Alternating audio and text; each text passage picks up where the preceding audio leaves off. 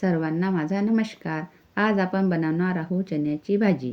त्यासाठी कुकरमध्ये थोडे तेल टाका, पाव चम्मच मोहरी, पाव चम्मच जिरा, 2 ते 3 तमालपत्र टाका, त्याला तडकू द्या.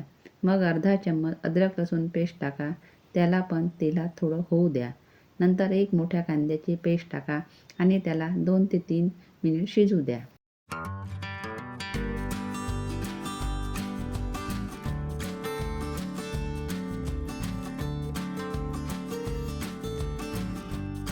अर्धा चम्मच साधे तिखट, अर्धा चम्मच लाल तिखट, पाव चम्मच हळद, अर्धा चम्मच धने पावडर, पाव चम्मच चना मसाला टाका आणि मिक्स करून घ्या.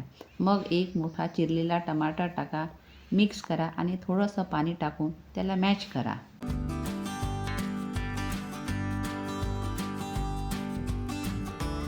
मग भिजलेले काळे चणे टाका. मी 1 वाटी चणे 6 ते 7 तास भिजत टाकले होते. त्याला पण मसाल्यात मिक्स करून घ्या. चवीनुसार सेंधा नमक आणि काला नमक टाका आणि थोडासा गूळ टाकून चांगले परतून घ्या.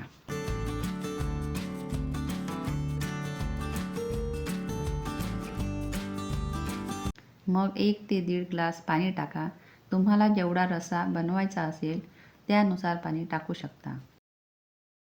मग थोडी कस्तुरी मेथी टाका. मिक्स करून एक उकळी येऊ द्या.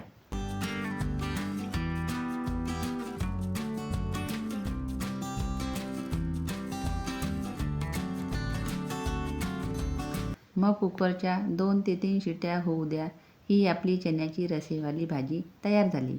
माझ्या चॅनलला सबस्क्राईब आणि व्हिडिओला लाईक नक्की करा.